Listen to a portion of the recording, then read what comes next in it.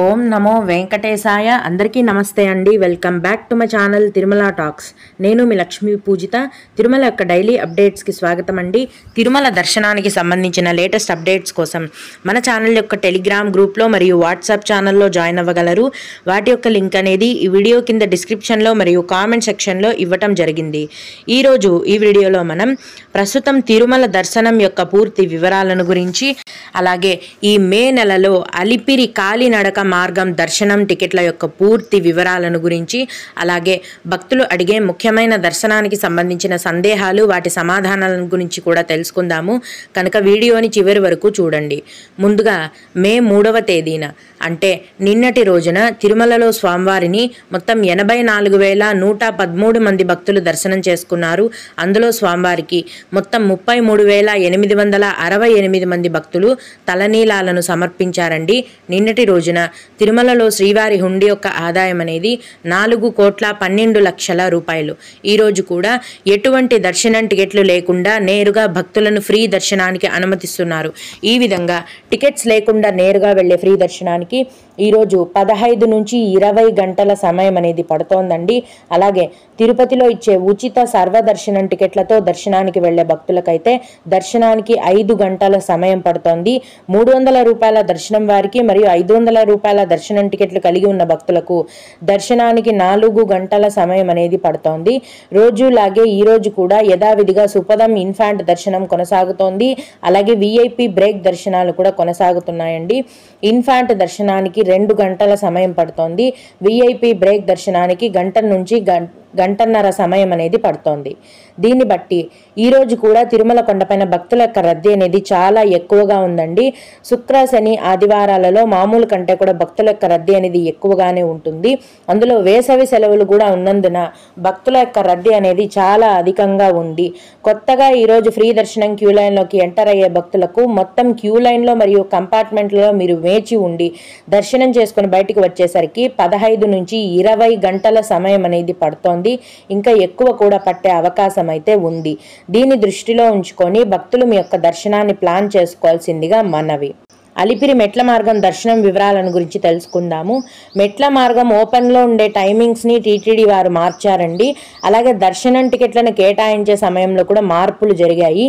ఇంకా కూడా చాలామంది భక్తులకి ఈ విషయం అనేది తెలియదండి. ఈ వీడియోలో మీకు క్లియర్గా నేను వివరించి చెప్తాను. ప్రస్తుతం అలిపిరి మెట్ల మార్గం అనేది ఉదయం 5 గంటల నుంచి రాత్రి 9:30 గంటల వరకు అందుబాటులో ఉంటుంది, ఓపెన్లో ఉంటుందండి. అయితే మధ్యాహ్నం 2 గంటలు దాటిన తర్వాత 12 ఏళ్ల లోపు వయస్సు ఉన్న చిన్న పిల్లలని అనుమతించరు. మీరు ఫ్యామిలీ మొత్తం నడిచి వెళ్ళాలనుకుంటే మీకు 12 ఏళ్ల లోపు వయస్సు ఉన్న చిన్నపిల్లలు ఉన్నట్లయితే కనుక మధ్యాహ్నం 2 దాటిన తర్వాత పిల్లలని అనుమతించరండి. అంతకు ముందే ఉదయమే మీరు కాలినడక మార్గంలో నడిచి వెళ్లాల్సి ఉంటుంది. అడవి ప్రాంతం కాబట్టి అడవి జంతువుల సంచారం ఎక్కువగా ఉండటంతో పిల్లల యొక్క భద్రతను దృష్టిలో ఉంచుకొని టీటీడీ వారు ఈ నిర్ణయాన్ని తీసుకోవడం జరిగింది. అలాగే అలిపిరి మెట్ల మార్గంలో నడిచి వెళ్లే వారికి ప్రతిరోజు కిందనే తిరుపతిలోని అలిపిరి భూదేవి కాంప్లెక్స్లో రాత్రి 9 గంటల నుంచి ఉచిత సర్వదర్శనం టికెట్లను టీటీడీ వారు కేటాయిస్తున్నారండి. రాత్రి 9 గంటల నుంచి ఈ టికెట్లను కేటాయించడం మొదలు పెట్టగానే మరుసటి రోజు ఉదయానికల్లా టికెట్లన్నీ ఫుల్ అయిపోతాయి. మళ్ళీ ఆ రోజు టికెట్స్ ఫుల్ అవ్వగానే రాత్రి 9 గంటలకే కేటాయిస్తారు. ఉదయం ఎటువంటి టికెట్లు కూడా ఇవ్వరు. సర్వదర్శనం టికెట్లు అనేవి రాత్రి 9 గంటల నుంచే కేటాయిస్తారు. ఈ టికెట్స్ని తీసుకోవాలంటే మీ యొక్క ఆధార్ కార్డు ఒరిజినల్ కానీ జిరాక్స్ కానీ ఖచ్చితంగా ఉండాలండి. అప్పుడే మీకు ఈ టికెట్లను కేటాయించడం జరుగుతుంది. ఈ విధంగా ఈ అలిపిరి భూదేవి కాంప్లెక్స్లో ఇచ్చే దర్శనం టికెట్లను తీసుకొని మీరు నడిచి అయినా కొండకు వెళ్ళొచ్చు, లేదా బస్సులో అయినా కొండకు వెళ్ళొచ్చు. ఈ టికెట్స్ తీసుకొని దర్శనానికి వెళ్తే కనుక ప్రస్తుతం దర్శనానికి 4 నుంచి 5 గంటల సమయం అనేది పడుతోంది.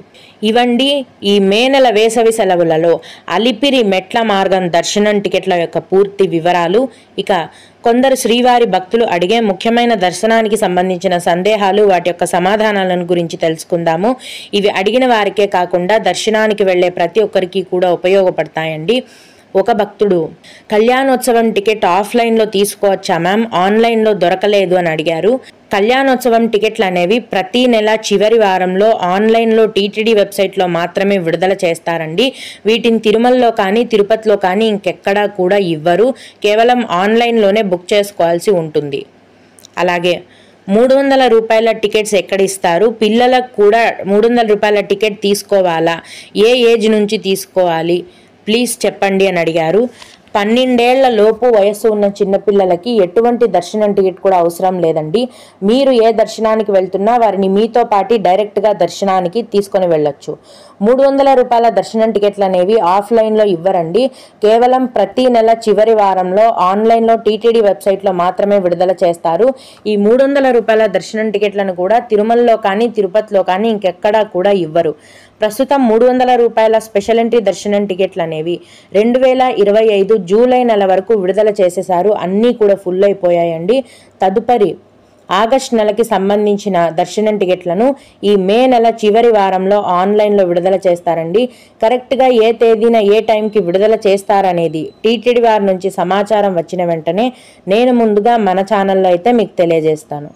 అలాగే హాయ్ అక్క, మా చిన్న కొడుకుకి 9 ఏళ్ళు, పెద్ద కొడుకుకి 11 ఏళ్ళ 10 నెలల వయసు ఉంది. సుపదంలో వీళ్ళకి స్పెషల్గా తీసుకొని వెళ్ళొచ్చా అని అడిగారు. 1 సంవత్సరం లోపు వయస్సు ఉన్న చిన్నపిల్లలకి మాత్రమే సుపదం దర్శనం అనేది ఉంటుందండి. సుపదం క్యూ లైన్ నుంచి పంపిస్తారు. సంవత్సరం లోపు ఉండాలి వయస్సు. మీ పిల్లలిద్దరికి కూడా ఒకరికి 9 ఏళ్ళు ఒకరికి 11 ఏళ్ళు ఉన్నాయి.